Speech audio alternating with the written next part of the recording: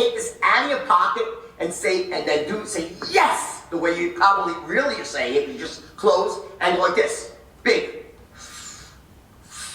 And then say yes, and then boom, the smell will permeate your brain. Wait a couple seconds, say yes, and just fucking... This guy is just, he's just going back to the 80s and wishing he was high. And imagine that moment, lock that memory in, that smell, and guess what? You've just set a fucking real anchor. Oh man, a fucking real anchor. Stratton, I had them scream yes, and I had them squeeze their hands against it. Their nails were digging into their palms, so they felt it. They felt it. This is like anchoring BDSM. Anchor, the sound, whatever it might be, has to be severe enough and memorable enough to your senses. False! Let me do this loudly and severe enough so that Jordan can hear this. All right, and then I want you to actually see yourself in the picture. And I want you to hear what you were saying. This is a moment you were absolutely... So, by the way, he just disassociated you. You missed the foundational building blocks, my dude.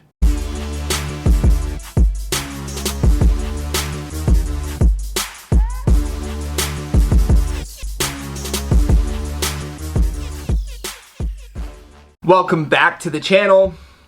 I'm gonna do a live reaction video today of me watching Jordan Belfort talk about NLP.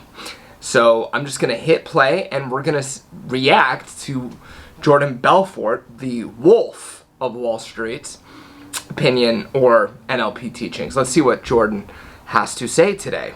Neuro-linguistic programming, it's basically, many of you probably know what NLP is. Those of you who don't, all right, and you're not on certification, NLP is neuro-linguistic programming. It's basically invented by a guy named Dr. Richard Bandler, a very good friend of mine, right? Love the guy, and it's brilliant stuff, NLP. And in some way, NLP is like stating the obvious wrapped up in science, but that's important still. Just by simply taking things that are happening naturally and putting procedures to them so people can actually duplicate success, well, that's an important thing, right? The problem I have with NLP, though, is there's so many charlatans out there who are practicing it, who are so-called certified, don't know the first thing about NLP. So there's one thing... So far, I think he's exactly right. There are a lot of people who are charlatans, or maybe even well-meaning individuals who they don't know what they're talking about. So I would agree with that. To get this course now is a certification. I think he's one of them, though. As a salesperson. There's a different certification after this for trainers. Like, there's a different level you have to get to be a trainer. Before you go out and promote something, you really got to know it at a much deeper level. And being able to teach someone to sell or teach someone to manage their state, it's very different than doing it yourself. Some people can do both great. Some struggle with some people are great coaches, not great salespeople. You got both types, right? Anyway, point is that... So far, yeah, you can have great coaches, bad salespeople. What bothers me about NLP is it's so powerful when it's done right, but so seldom done right. Jesus, I did not think I was going to agree with him this much. Yes, NLP is so powerful when done right, not when it's done incorrectly, and there are a lot of people, big names in the field, who just are not very good at it, unfortunately. The Bandler, yeah, wow, you get some really amazing results. A lot of people out there, pure nonsense, because they just get filtered down. When I learned state management from NLP, right? Well, for me, it was sort of, not a big deal because I don't have an issue with managing my state. I am that oddball type. I can always get into a peak state of certainty for sales. And that's very different for life in general. In business, my state never gets in my way. And there are some people like me, but most people aren't. Most people struggle with showing up in a state of certainty, positiveness, clarity, right? Courage. Not me. So when I was deciding to teach the straight line system, I knew how crucial it would be to help people manage their state. So I tried to use NLP to formalize what I had been doing back in Stratton. Pride implies failure. So my guess here is that Jordan has a very good strategy for producing that certainty, and that rather than actually, when you're good at something and you want to model it, to teach other people, it's useful to have another skilled neurolinguistic programmer elicit your strategy. It's hard to elicit your own strategy. It's not strategy work. You should not do strategy work on yourself. Mapping across, anchoring, a lot of those things, yes. You can do those on yourself. Strategy, I wouldn't.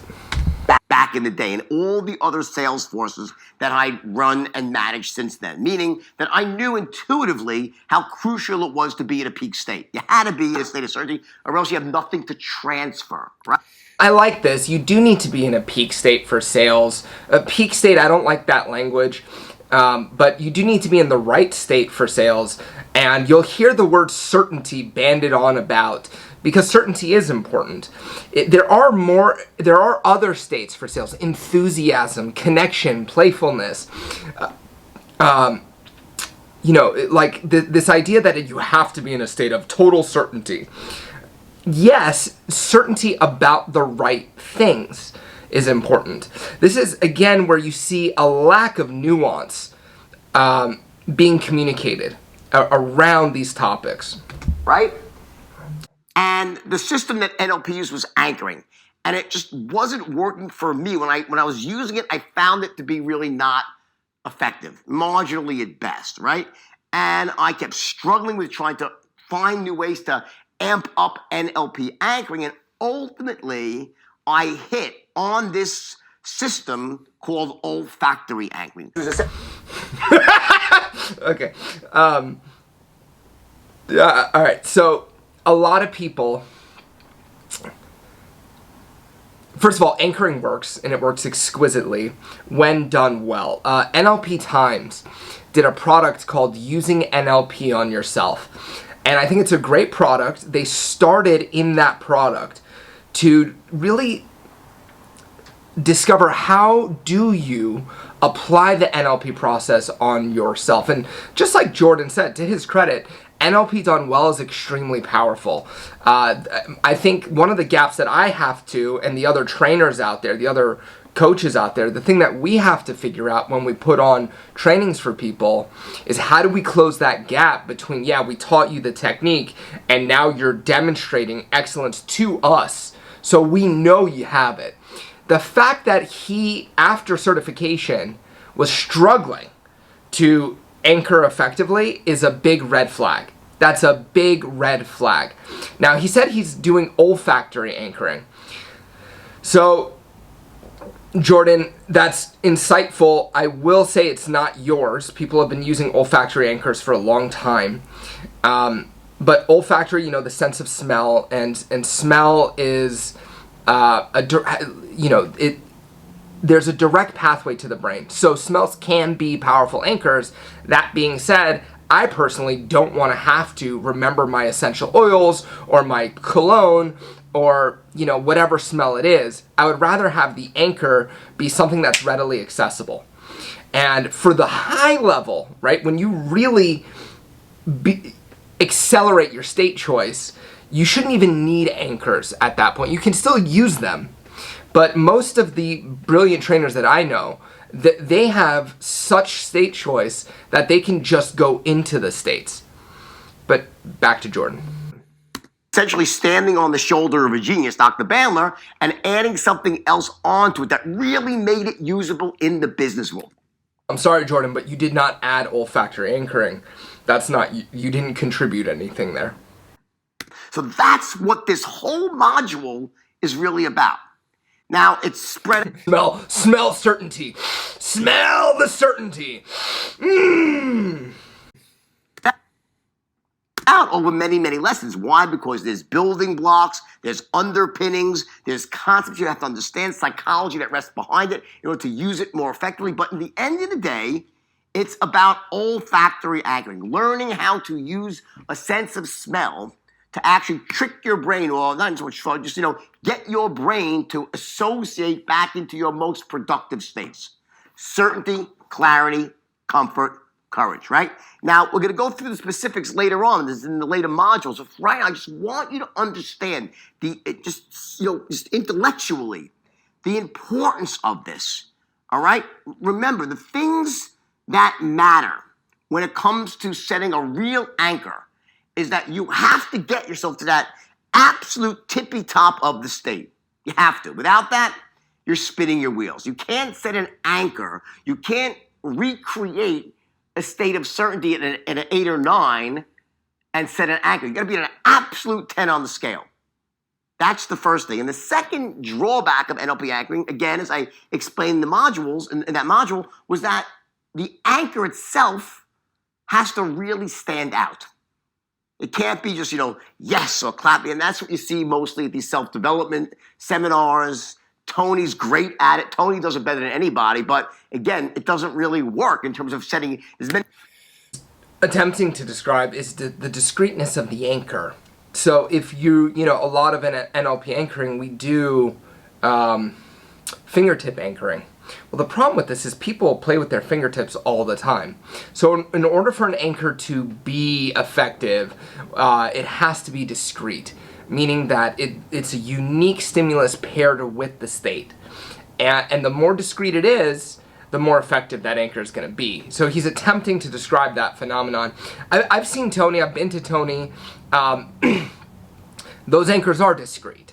So if I go yes, right, it immediately takes me back and puts me into that state that I got in the seminar. The issue, in my opinion, with those anchors is that it's not contextually appropriate if I'm on a call with my client to go yes, and then go into state. It's much more effective for me to go yes, fire off my anchor, do something else to pair that state with a different anchor. So that I can have access to that state in a different situation, right? So I get what he's trying to say. So far, respectfully, my opinion so far is that Jordan is not a skilled neurolinguistic programmer. Now, maybe there are elements that he uses well. Maybe he uses the language well. Excuse me. Maybe, maybe he uses the language well. Maybe he himself, he said earlier, I can get myself into a state of certainty. I'm sure there are things he does well. I would not look to him for NLP coaching, period, bar none. Many things he does that do work, Tony. But in this particular case, I don't believe that you can set an anchor like that, and I'm 99.9. You can set an anchor like that. 99% sure, because I've seen it. It's just mostly self-delusion. That one specific aspect of self. Because I completely disagree. There are a lot of criticisms I have of Tony's seminars, but that one piece of the anchoring absolutely works. You can talk to anybody who's been to a Tony Robbins seminar, and they set that anchor 15 times a day. And if you ask them, you say, make your move, and they'll do something like this. And then all of a sudden, they'll go into a state. Every single person I've been to, who's been to a UPW event, just because I want to see it. And sometimes, for the hell of it, maybe I want to steal the anchor and anchor them while they go into state. Do this. Go to any person who's been to a UPW and say, what was your move? And then watch them make the move, and then notice the state they go into. And if you want to anchor it, as soon as they make their move, they're going to go into state. That's when you anchor that bad boy. I disagree completely. Which makes me wonder where he got his NLP training. He says he's friends with Dr. Bandler. This does not sound like a Bandler-trained neurolinguistic programmer. You can't do it. The only way to set an anchor is to wait until you are in that state organically. So, what? Any state that you go into and gets paired with a discrete stimulus can be anchored.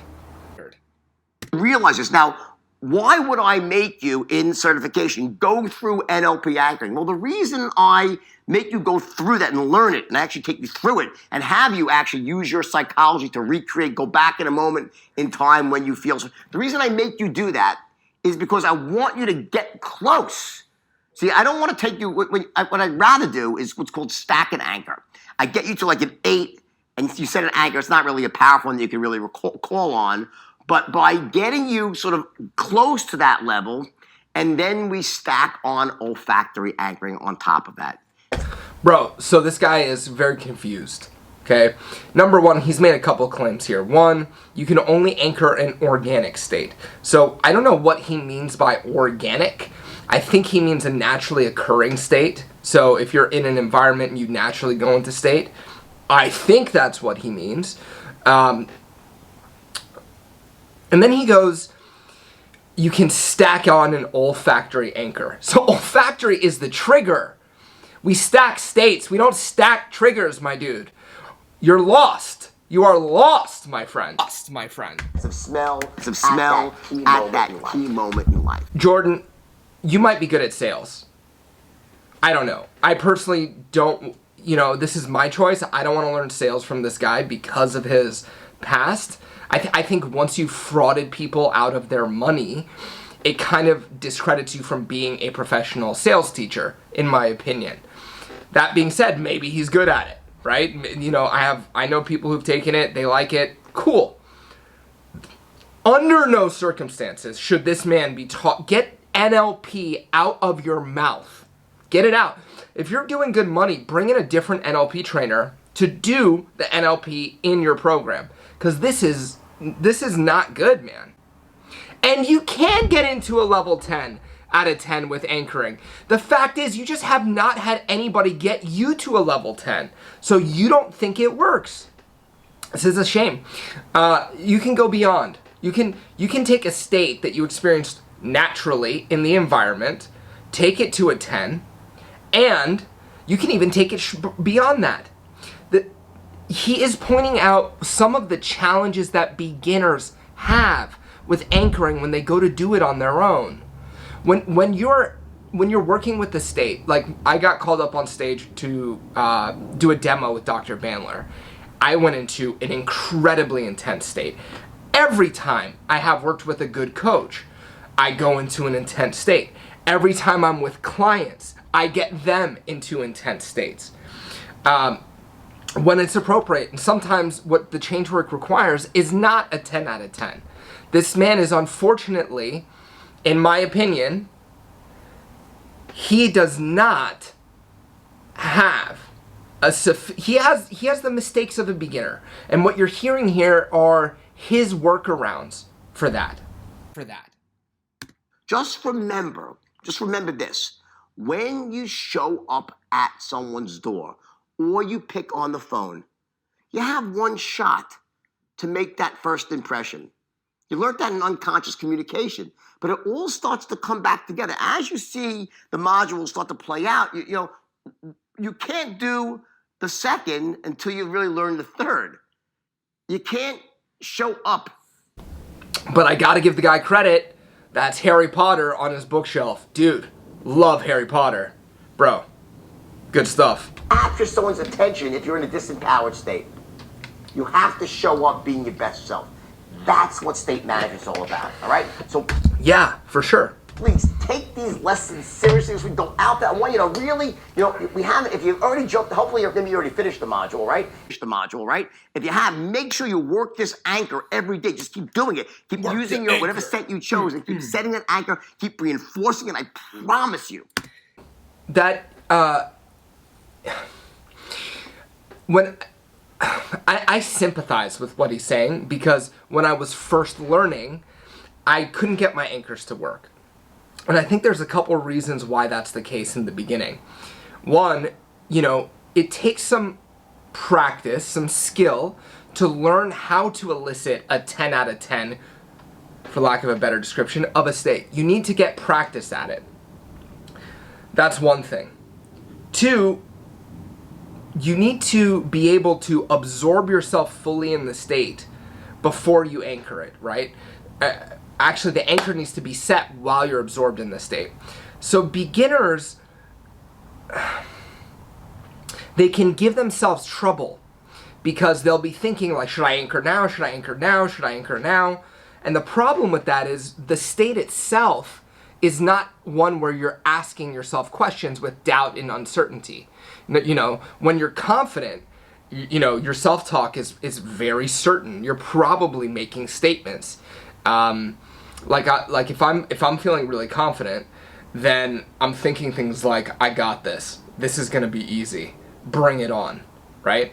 These are the things that I'm thinking. Now, that's the self-talk I have when I'm confident.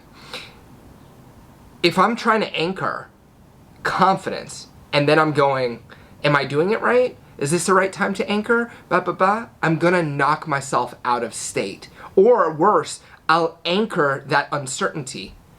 So I think what you're seeing here is someone who just is not very skilled at going into state. State choice is massively important. And unfortunately, because NLP, an NLP certification used to be 21 days. And you would take these skills and they would wire them in. You would practice them every day.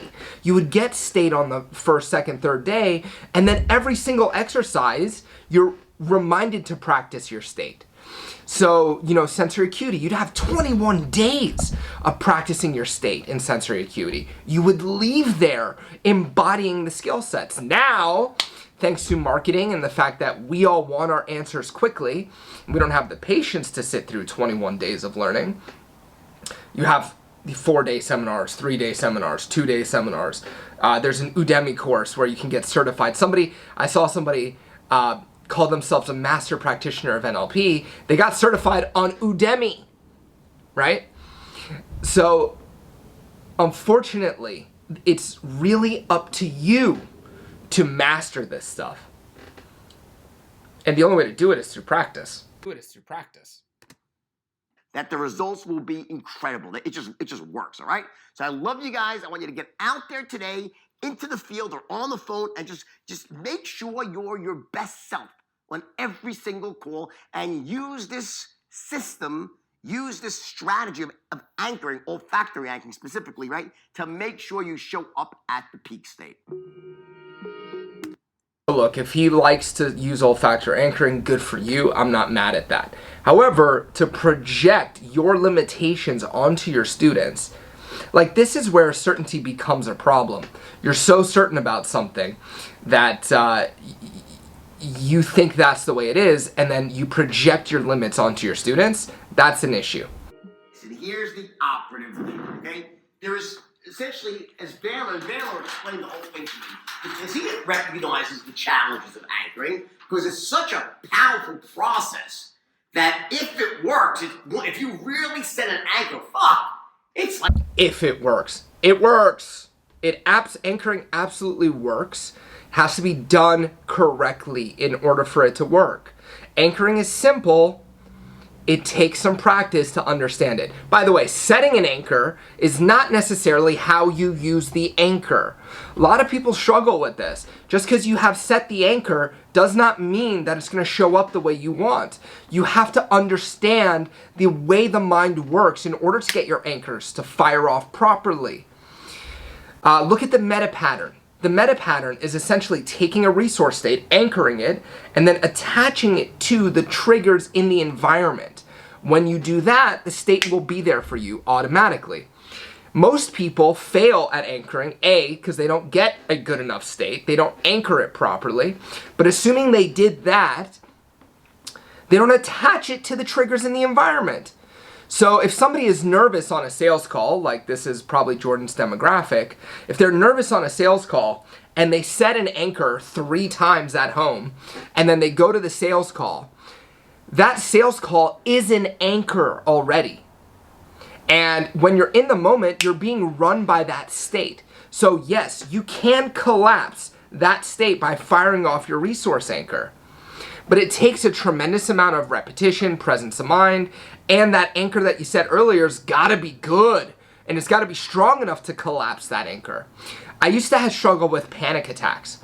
And I would never use anchoring to help somebody overcome panic attacks, but you can. So I was in public and I was having a panic attack, and I had a resource anchor.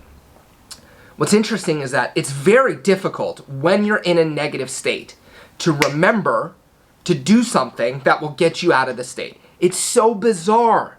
You set these anchors to be there for you in the situation. The thing about states, though, is that they direct our thinking. And it's such a mind trip. But states have this ability to perpetuate themselves. But for some freaking miracle, I remembered in this instance that I had an anchor. So I'm having this panic attack, and then I fire my anchor. Nothing happens. And I remembered that somebody told me, keep firing the anchor. So I keep firing the anchor. By the 4th or 5th time that I fired the anchor, I could feel the state start to come on. And it was like fighting. The panic was here, the positive state was here, and then it went like this. And I fired the anchor again, and it went like this. And I fired again, and it went like this. Then eventually, bam, I got it here. And then if I would let go of the anchor, it would start to come back. And I had to keep doing this until this state stabilized. This is not the way to do change work, though. The way to do change work is before you're in the situation. You attach the anchor to the stimulus first. And then when you go into the situation, you don't have a problem. All right? All right, enough of ranting. Let's see what Jordan is about to say here. You know what's a great example of an anchor? You ever been in your car? Yes. And you're driving down the road. You're not speeding, right? But all of a sudden I have been in my car. You see the flashing lights. And you hear, whoa, flashing lights. In a microsecond, your heart's beating fast, right? Your pulse is racing. You're before you even know it. Before you have any chance to see if it's for you, someone else, your body instantly, your autonomic nervous system instantly reacts and puts you into a state of absolute awareness and worry, and fear, right? That's an example of an anchor. It's only 3 seconds later, maybe, when you see it's on the other side of the road, or the cop is passing you by, that your pulse starts to calm down again, your breathing relaxes. That's an anchor. That is an anchor. By the way, that's a visual and an auditory anchor, and he's about to tell us that you can't anchor outside that the olfactory anchors are the best anchors. So that's interesting. An anchor like that gets set naturally, and it's so hard to set an anchor for certainty or confidence. I don't agree with the presupposition. It's not hard to set an anchor for certainty or confidence. Disagree. That anchors only get set when you're at you get the spot. This is the $1 million answer to the whole thing. When you're at the tippy top of the state. And then at that moment, when you're really at the tippy top of the state, something weird, something that you can't ignore, like a flashing light. So this is just wrong. Anchors do not just get set at the tippy top of state. Not true. It is a best practice to get the top of a state, right? Actually, I think you want to do better than that. You want to get the state as it's going to the peak, right? That if you think about, a state might have a life cycle where you go into the state, it gets stronger, it peaks, and then it comes down. You want to anchor as you go into the peak. So the anchor takes you into the state. If you just anchor at the peak, there's a chance that you're also going to anchor the fall out of state. So as a practitioner, we want to get the peak or as they go into peak, which is my preferred way of doing it. But you don't have to anchor at the peak. Any response that is consistently paired with a stimulus will get reinforced. Anchoring is the foundation of learning itself. You learn 2 times 2 equals 4 because it was repeated habitually. That 2 times 2 equals 4. 2 times 2 equals 4. There was no peak intensity. The 2,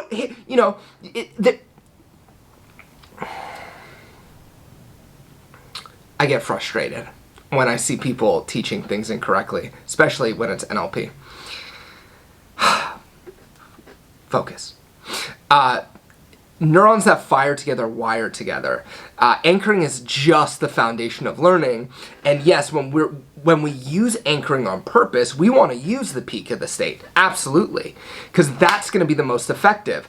The way we learn faster, the way anchors are set faster, is either through repetition or intensity of emotion. And in NLP, we use anchors for change work. So intense states, when we're collapsing an anchor, you want an intense state to collapse your negative anchors, certainly. That being said, there are peak states that are not useful for sales, or for communication. I know, because I've tried. Like, if you think about the peak state of happiness, right? Like, so joyful you're crying. You could anchor at that peak.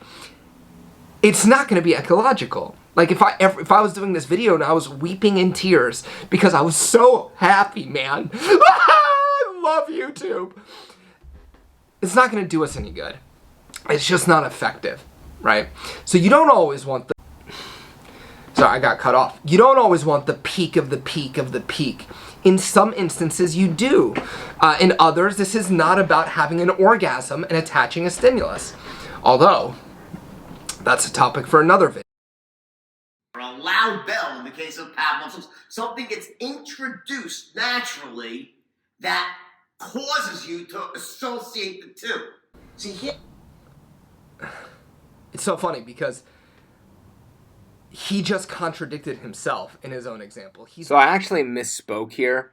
What I meant to say is contradicting himself, because Pavlov's dogs, they anchor them with a bell and not a smell. In reality, it only takes one time to set an anchor. We could set an anchor in one shot, but you would have to be at the absolute tippy top of the state. So imagine 1 to 100, right? And 100 means... So there's an element of truth here, is that if the nervous system, when you are in a state of arousal, is sensitive to why things are happening in the environment. So if you are in a very intense state, and something discrete happens, that pairing can happen once. Absolutely. Means like this is like absolute certainty at a level. It's not just like absolute certainty. It's like absolute certainty times 100. It's like the highest level, to the point where it's a conviction. Like that level of you get it. It's such a high level. So I really want to instill in you that. I think he's mistaking, and you see this unfortunately with neurolinguistic programmers sometimes. They mistake intensity of state for purity of state. This is not certainty. Absolute certainty to the point where there's nothing certain about. I'm so certain.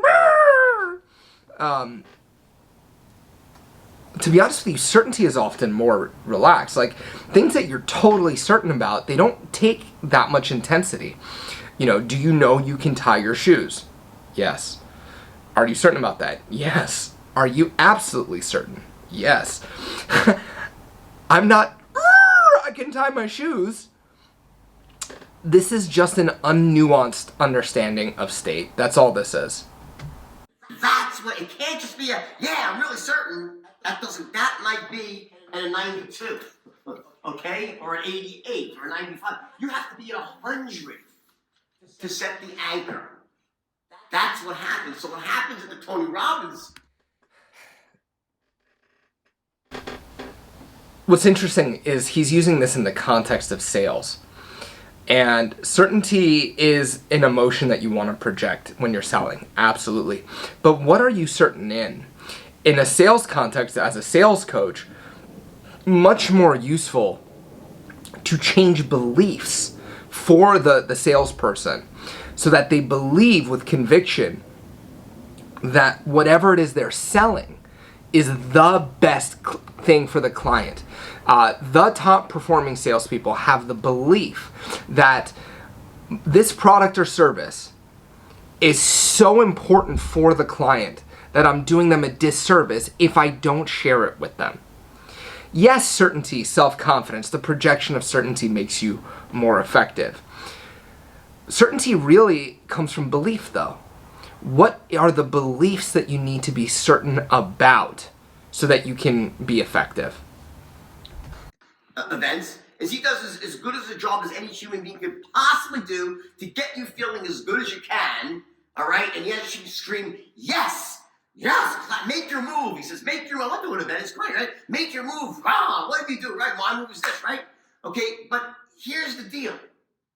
When you, I don't care how loud you yell, how hot the dancers might be or not, or they're not, how big Tony's hands are, how loud the music is, in that moment, it is virtually impossible to get yourself into a state of absolute anything. Why would it be impossible to get into a state of absolute anything? What are you talking about, man? You do not understand state or NLP in order to make that claim. The fact that he's in a state where he's questioning whether it's possible to do that is a state. Why is it impossible? Meaning the absolute, the high, how it's not organic. It's manufactured.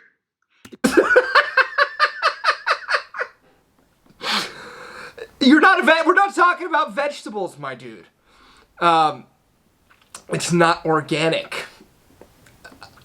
What? So that's a metaphor. We're not talking about the real thing here, right? States are not organic or, what did he say? Manufactured? Absolutely can be organic. You think people aren't naturally going into states when they're at those events? Open your eyes. People go into states there. To those that helped you to feel it. Perfect. Yes, give thanks for it. There's an idea, and I think it comes from the school of Tad James. I don't know whose idea it was initially. I think it's the school of Tad James. That naturally occurring, like remembered states. So if you, for example, felt really confident once, let's go anchor that state. Rather than, creating a state of confidence for the client if they've never experienced, there's an idea in NLP that state will be more powerful. And really what we're talking about here is not whether you had to whether the state naturally occurred or not, or whether it's manufactured. It's how real does it feel for the client. So what's important is for the client, it feels familiar, it feels real. This is what matters. You absolutely can go into states, Jordan. I don't know why you think you can't. Who did this to you? Manufacture something at the highest level. It's a false. It's like a hologram. It's hollow. It doesn't have all the depth and the texture. This has more to do with the way he was going into state. This is just simply not true. You can also create states that are much more intense than they were initially. I don't know why this happened for him. Of the real thing. For instance, what's a time in your life when you were like so absolutely positively certain? Wait, go back to a time in your life. Well, what you're going to do right now, I'm going to give you a few seconds. Think about it. Go back to a time in your life when you're absolutely certain. Now, if you're in sales like most of you are, it's probably going to be after you closed a great sale. Imagine that moment after you close an awesome sale. Right? And you're like, and you just got, you're... See, but like here, you're just doing it wrong, man. Like, that, you're not eliciting a state of certainty, most likely, when you do that. You're eliciting a state of triumph or celebration or happiness, You're not certain after you close, you're certain you closed it. But let's say you got a big deal. This is a happy state. This is a joyful state. Probably very resourceful for sales. The guy just doesn't get it. He needs to study more. Work really like you're selling and you say yes, and you felt great. That's an organic state of absolute certainty. Because it really happened in the real world. It's natural, it occurred. You don't have to force yourself So if I say to you, go back to a time in your life, right after you close a big deal, you'll go, and I'm going to show you ways. I'm going to go through this exercise in a moment now, and I'm going to go back and actually show you how to intensify the feelings of certainty from a memory, right? But here's the deal, because that's NLP. So NLP anchoring basically is you go back to a time in your life, and when you are absolutely certain or absolutely clear, right, or feeling absolutely confident, and go back and imagine that, go in your mind's eye and imagine, we'll go through this in a moment, right? And then I try to amplify that by using certain techniques I'm going to teach you in a second, right? And I get you into this manufactured, and again, let's use the big M word, I get you into this manufactured state of absolute certainty. Say is this: if he is going into a state that feels false, then he's anchoring something that feels false. So, all right, dude, this is not an issue with NLP anchoring. This, my darling, is an issue with your understanding. No matter how hard I try, no matter how much you visualize, I just gotta tell you the God's honest truth, I have never been able to myself, nor have I ever seen anyone that really was able to get themselves to the 100 level, 100 manufacturing. You can't get there. The night I invented the straight line system, that was my anchor. When they say go back to a time in your life when you were feeling absolutely certain. So for me, I go back to that night when I invented the straight line, and I still remember it like it was yesterday. And these 12 guys were sitting in front of me, and they were all negative, and all of a sudden the words came out. Don't you guys get it? Every salesman said, that was my first words, watch, it's a straight line. And I watched their faces like, and then I couldn't believe it myself because I was like, what the fuck, where did this come from? It's like, it's just channeling information, right? And in a period of 3 hours, I took these 12 guys who couldn't close a fucking door, and they became world-class closers like... World-class closers at frauding people. Cool. Cool. And then every day I trained them and so forth, and then the straight line developed just like that, and over 3 months, and he wrote everything down and became a system, right? I go back to that memory, and I promise you this, no matter how hard I try, I can never feel quite as great. So, a couple things here. One, you can absolutely intensify your experience of that memory to the point where it feels just as great. One thing that I think some NLPers confuse, though, when you experience a new state for the first time, you get an additional sense of novelty. And the brain loves novelty. So when something's new, I saw the movie Limitless, right? And after that movie, for some reason, I went into the state as if I had just taken the pill. And that state was so wonderful, so awesome. And I can recall that memory. I can go right back into the state. And I can get it back intensely. That being said, because I was experiencing it for the first time, it was novel, it was new, and that was wonderful. If you're missing the novelty, then you can create new states. And that is really cool. There's something to be said for that, where you create a new state for yourself every day or every week, because there's something really rewarding about that experience. But I think he's just missing the novelty of it. I can absolutely take anyone and get them to re-elicit the state intensely. You can even turn it up more, usually. You know, if you amplify the submodalities, visual, auditory, and kinesthetic, you can usually even make it better than it was. Quite as certain as I did that night, back in 1988. Can't do it. I'm not a magician. You can't. No one could do it, right? Then I'll say, let me stack another memory. I'll go back to a time I did a seminar in front of a guy named Frank Kern. So Frank Kern, great internet marketer, had an event here in San Diego. I did a speech there, and I was actually selling the product afterwards. And after, it was this great speech I gave. Everyone loved it. Everyone was clapping. And by the time I was done, and I started saying, hey, I have this product. They're like, don't even sell us. We all want to buy it. They all ran into the back of the room bored. And I remember that feeling of right when I saw them all running to the back, lining up 500 people to buy my product. I'm like, pop. I'm like, this I am. Naturally, I had to. Let me take you through how NLP anchoring works. That's phase one. So you have two sides to the coin here. You have NLP anchoring, which is what Dr. Bandler invented, which is great. And again, in my case, I essentially stood on. Anchoring was discovered, it wasn't invented. Bandler, Grinder, mad respect. These guys are geniuses.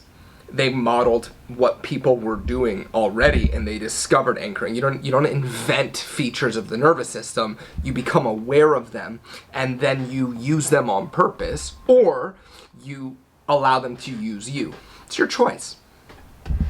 Something called olfactory anchoring. Olfactory anchoring essentially builds. I hate to say it, but dude, no wonder you love olfactory anchoring with the amount of cocaine that you did. Big man with the brain here. It's like, look. He's got beef steak. Beef steak. Oh yeah. On all of his learnings, but I add two things to it that solve the two primary. I love that he thinks he invented olfactory anchoring. This is hysterical.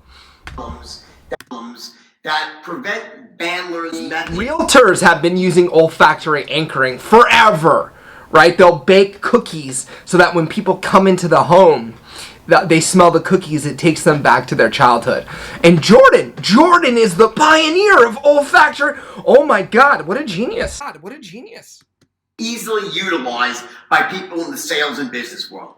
Okay? So let me explain those two things right now and take you through NLP anchoring very quickly, and then we'll stack over the top. You don't stack olfactory. So here's the deal. There's two things about NLP anchoring that make it really, really hard to use in the real world. Number one, first problem is I said you can't get to the tippy top of the state. No, sir, you can't get to the tippy top of the state. Anyone who's decent training can go to the level of state they want. NLP, the first step, they'll say is, okay, you pick a state. Let's say you want to anchor in certainty. That's it. So that's your first step. Pick a state, certainty. Step two, go back in your memories, go back in your mind's eye, and go back to a time in your life where you were feeling absolutely certain. And close your eyes and think of that moment, and I want you now to stand certain. So you try to manufacture this state of certainty based in the memory. This poor guy just had a bad elicitation and has anchored his... That's the irony of this. His experience during an elicitation has now become anchored to the process of elicitation. This is hilarious. So he went through an elicitation that felt false and manufactured, and that anchored to anchoring for him. The irony. Oh, the irony. The irony. Almost impossible to do, if not impossible. Very, very hard to do. Do it every day, Jordan. I do it every day. Every single day I do it. Execute that and it works. And the second thing is, remember, is that the anchor, which in the case of Pavlov's dogs was the bell. What did I say about the bell? I said the bell was loud enough to what? Wake the dead. I said that for a reason. Because the anchor, the sound, whatever it might be, has to be severe enough and memorable enough. Your senses. False! Let me do this loudly and severe enough so that Jordan can hear this. False! The anchor needs to be discreet, meaning it's different or marked out in some way. So one way that you can do that is through intensity. However, with intensity, you run the risk of jarring the person out of state. So, for example, let's say I'm anchoring certainty, and then somebody takes a bullhorn behind me, and right as I go into state, it goes, right? That is gonna knock me out of certainty. It's gonna startle me, scare me, etc. And that's what's gonna get anchored. All right? Fear, startle, etc. You don't need intensity. You don't need loudness for the anchor. Dude, my dude, Jordan. Go back and study. Go back. You said you're good friends with Dr. Bandler, which I don't believe. Go back. Maybe you should revisit NLP Practitioner. Certainly, man, my dude. Certainly revisit NLP Prac before you start you know, incorporating it into your training, get somebody who's good at it, my dude. Get somebody who knows what they're doing, because you have no frickin' clue whatsoever. Sorry, let me make it louder so the message can resonate. You have no idea, Jordan, what you're talking about. Overwhelms all your senses, cuts through everything. It's unmissable, basically, and bam. So if you are at the tippy top of the state and introduced an unforgettable anchor, an unforgettable sound, whatever it might be, bam, you can... False! Sorry, louder for Jordan. False! But imagine if, let's say you could get to the tippy top of the state and you knocked on someone's door and they opened the door and you were like, gong, and you had a buzzer in your pocket. You let off a buzzer and I say, what the fuck? So the second thing is that it's very hard to actually find an anchor. What? Dude, this guy is so just wrong. He's just wrong. He's just wrong. What sound waves, what are you going to use here to essentially lock that state in? Now, when you go to a Tony Robbins event, they'll say, you know, squeeze your hands together and scream the word yes. So it's the word yes, which is a good word, right? You know, they say yes, and it feels good. Say yes, it feels really good, right? And when I'm in a live event, I'll have everyone scream yes. Like I want to start off that way, right? And versus the word no. It's like a fart. No. It's a shitty word, right? Yes is an empowered word. And by the way, it's also conditioning the people in the audience to say yes. I mean, Tony is not just making them feel good with the word yes. He's conditioning them. In martial arts, right? When we were teaching martial arts, we had all of the students say yes, sir. It's about compliance more than it's about state. I invented this about 7 years ago, and Stratton, I had them scream yes, and I had them squeeze their hands against, so their nails were digging into their palms, so they felt it. This is like anchoring BDSM. You know, squeeze your fingernails into your palms until it hurts, and then you will anchor. Yeah, you're anchored the state of being an idiot. They yelled the word yes, and they had them, you know, making a move, right? This guy is unwatchable. 89, 88, right? But that doesn't work very well in the real world. How do you do that in like an office setting or before? My dude, I have an anchor right here. Ready? Watch this. Oh yeah. You know, this is discreet. You didn't have to see me do it. I can just feel good now, right? In the long, you know, and now I'm not even, and I'm all the way in state. I didn't need to squeeze my thing. Now I feel good. Right? So, that being said, these are the two things that trip people up. They can't get into... I actually agree with this point. This does trip people up. They can't get into the state. And this was his biggest issue, clearly.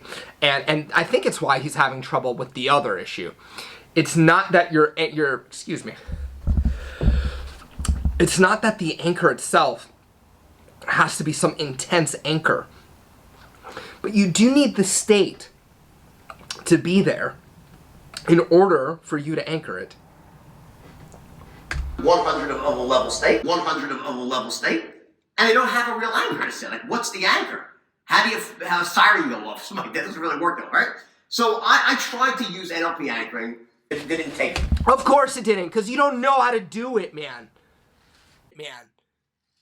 Right? And I found myself in situations in 1980, it was in 2009, I was really on tour, and I had to like snap into states of certainty all the time. I was jet lagged. I needed something really powerful, and that's what inspired me to come up with this olfactory anchoring. So here's how NLP anchoring works. NLP anchoring, very quickly, is based on the following steps. Number one, choose a state that you want to anchor. Right? Step two, go back and search a memory. Go for a root memory where you were actually in that state. Go back to a moment in time when you were in that state. Step three, use the power of the brain to essentially manipulate this memory to intensify it. And I'll explain how we do that in a second. So that you make the memory more clear, make it brighter, make it louder. I'll show you how to do that, right? And This guy is so just not an. Oh my god. then the next step is to link it to a sound or something, or a nails digging in the word. Nails digging in. The other thing is the unconscious isn't going to want to do something that hurts. So it's like. Word, a sound, something, right? Link it to an anchor, and 5, okay, repeat the process again and again until it sets. That's NLP in a nutshell. Definitely not NLP in any kind of way.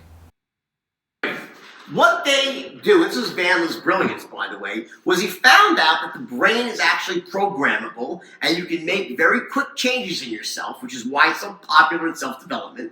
And the way this works is as follows, right? We have 5 senses. Our 5 senses is how we make sense of the world, right? You have, for most people, the dominant's visual, then you have auditory, then you have kinesthetic, you have olfactory, and you have gustatory. Visual is what you see, auditory what you hear, kinesthetic what you feel, olfactory what you smell, and gustatory what you taste. Those are your 5 senses, your 5 sensory modalities, right? But It's funny, his handwriting is just like his NLP understanding. It's like no care, no precision, just totally rushed and completely illegible. it's more complicated because you have visual, external, what you see in the world, or you can close your eyes and you have visual, internal, what you can remember from the past. Or create. You can create visual images too. You get it? Taking it one step further, you have visual internal recall. You can see what you experienced in the past, or To be honest, it's really painful. I'm having a really hard time even watching this because it's so bad. visual construction. You can actually invent something. You can take any memory you have and you can change it, manipulate it, make it more intense. Okay? Same thing goes for auditory, by the way. And then you have what you feel from the outside senses. For most of us, it's visual and auditory, and some of us are also kinesthetics. What you see, what you hear, and what you feel, right? Olfactory is not really, if you're a Labrador Retriever, yeah, it's like your most important sense probably, but It's hilarious because he's about to tell us to anchor olfactory, and now he's saying that it's not useful. This is really interesting. for human beings, it's more of a, you can live without it, although it enriches your life. And gustatory is what you taste, very important for a chef or a wine taster, but probably not as important for someone day to day. You can get by without having a great sense of taste. You clearly don't have with drinking rock stars. He clearly has no sense of taste whatsoever. Well, imagine though when you were out in, maybe 20,000 years ago when you were tasting foods in the wild, much more important. That's what was poisonous, what was red, you get it? So that stuff mattered more. Now it doesn't play as much, but remember this. By far the most powerful sense of all is sense of smell. He just said it doesn't matter. It goes directly to the limbic system in the base of the brain, that reptilian brain. It's like when you smell one molecule of something, you probably experienced this many times. You're like, oh my God, I'm back in my grandmother's house because of some smell of food or a sofa, or like... The smell of a sofa, yes. The best way to change your subconscious programming. Smell the sofa.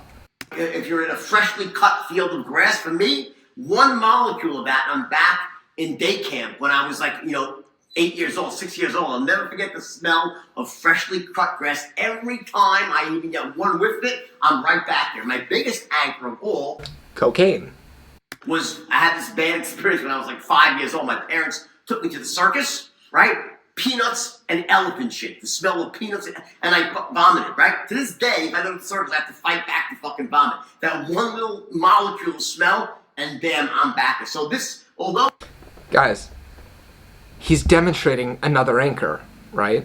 The circus has become associated with the smell and the vomit. I guarantee you, when he goes to a circus today, it doesn't smell like peanuts and elephant shit, right? There might be areas of it, but he's anchored that emotion, that feeling, that smell to the rest.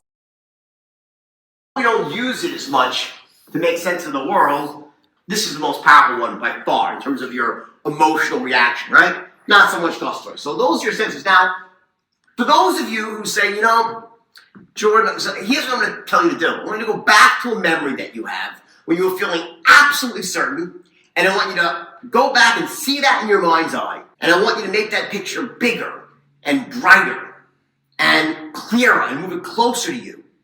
All right? And then I want you to actually see yourself in the picture, and I want you to hear what you were saying. This is a moment you were absolutely... So, by the way, he just disassociated you, right? So, typically for people, what's more intense is to be associated in the experience.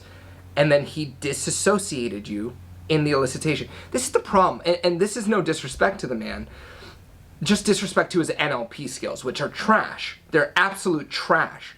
He goes, make the picture bigger, brighter, clearer, closer. Now see yourself in the picture. He just disassociated you from the experience.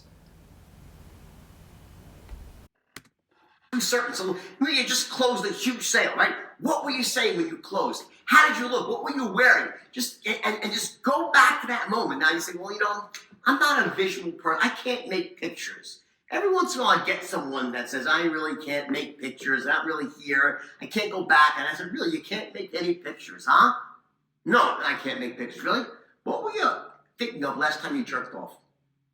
Seriously, it's called the jerk-off strategy. Everybody makes pictures. Everybody. So if you think for a second that you weren't, I can't do it. No, really. That's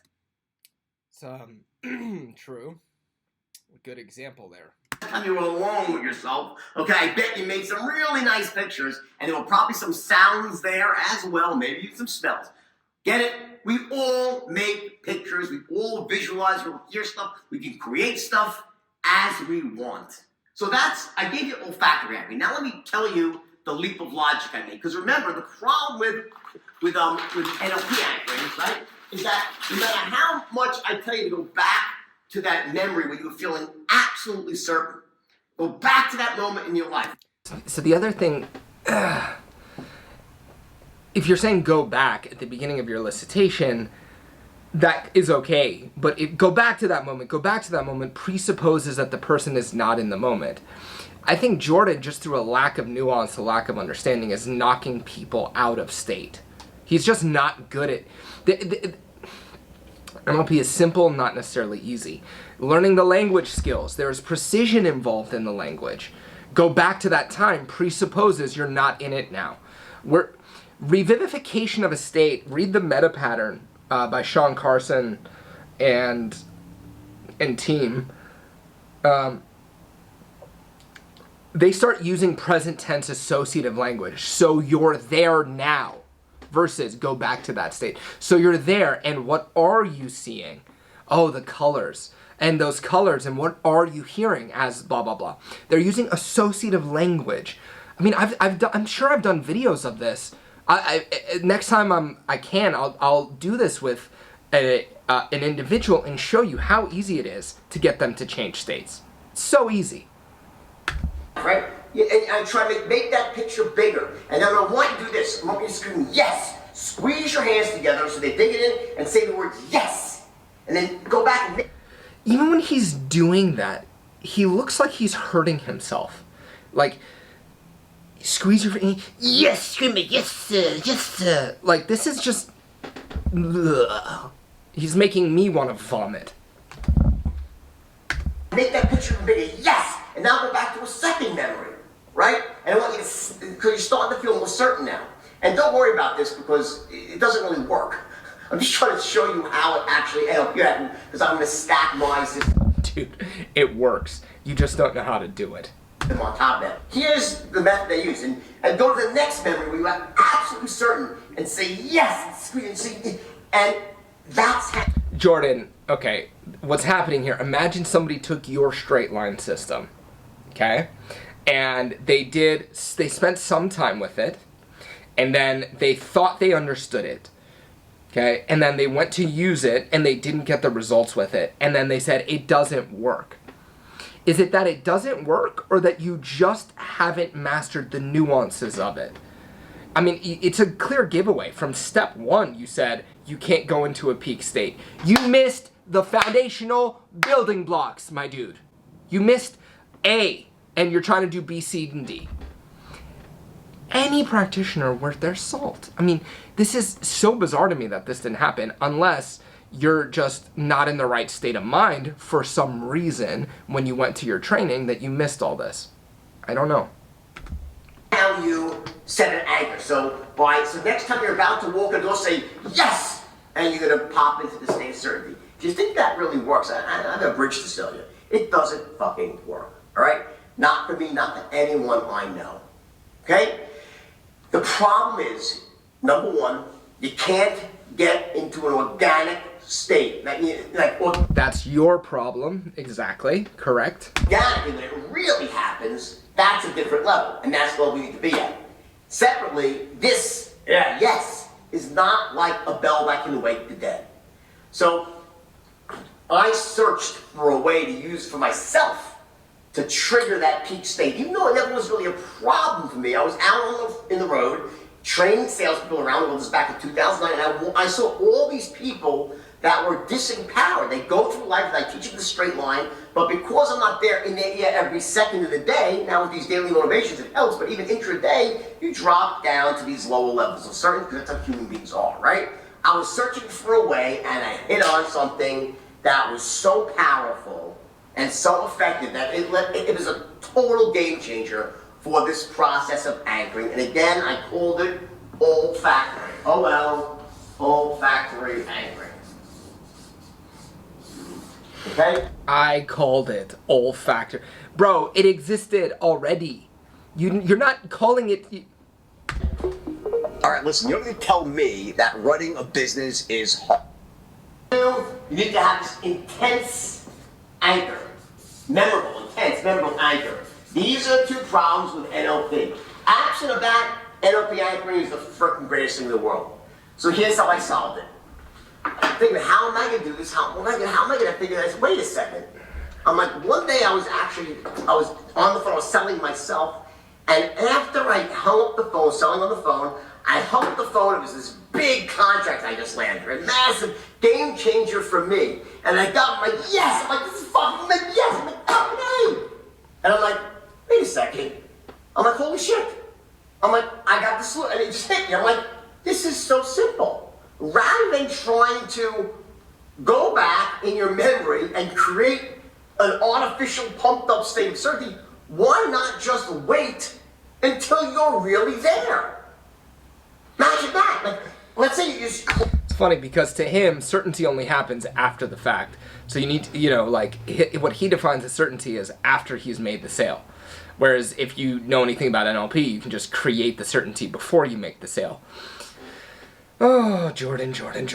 Close a big sale. Well, so in sales, you're like, yes, that moment when you close a top sale, there's nothing like it. You know what I'm talking about. And you're basking in the afterglow of doing what was, it was almost impossible. They said no. You know, the smell of a closed deal. Ah. No, and then you were just fluent, and whatever happened, you were naturally there, and bam! You just pop, and you hung up the phone, or you left the office, and you're like, bam, I'm fucking good. I can fucking take over the world, and you're just feeling great. That's the moment where you have to set your anchor. That is one way to do it.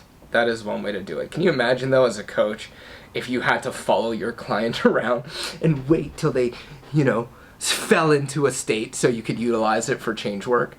You could wait until you naturally have... Look, I've had those moments, right? But they're not... It's much better to deliberately create, decide on a state that you want to be in. Much better. The only thing missing is the bell that can wake the dead. Because let's face it, because imagine if you could set the anchor, right? So let's say you've gotten to that state naturally, and you set an anchor. Now you could fire that off. You could essentially ring your bell right before you walk into another sale, and you'll know. And if you, because let me tell you something, if you do that, if you really have that bell loud, you could ring a bell and link it to that feeling, and you would pop into that same state of certainty before the sale. So essentially by waiting until after the toughest sale, you get to that ultra state of certainty, and then set your anchor. Next time, before you start a sale, you can introduce the anchor and start off. level. I'm gonna start off. Imagine if every time that you were about to walk into a situation of influence, you could feel as confident and as clear as the moment you felt after you closed the best sale of your life. That's what I invented with olfactory anchoring. The reason I call it olfactory anchoring is because the second, so that resolves that, waiting until it actually happens resolves step one of why NLP anchoring people struggle with it, right? Step two is what's your anchor? Well, what's the most powerful sense of all? Smell. I found something. Now here, I have this thing. Here's a Vicks inhaler here, or a CVS, right? Because I didn't have one handy here, but I'm going to put up a slide. So how much do you miss the 80s, you know? Like, how much does this guy miss the 80s? So I invented this olfactory anchoring, and you just, oh, yeah. I use, it's called Boom Boom. And you don't have to use Boom Boom. You can use anything. I don't own stock in Boom Boom. You know, it's a good company. I'm not involved with them, right? But the point is, I was using this thing. I found a really...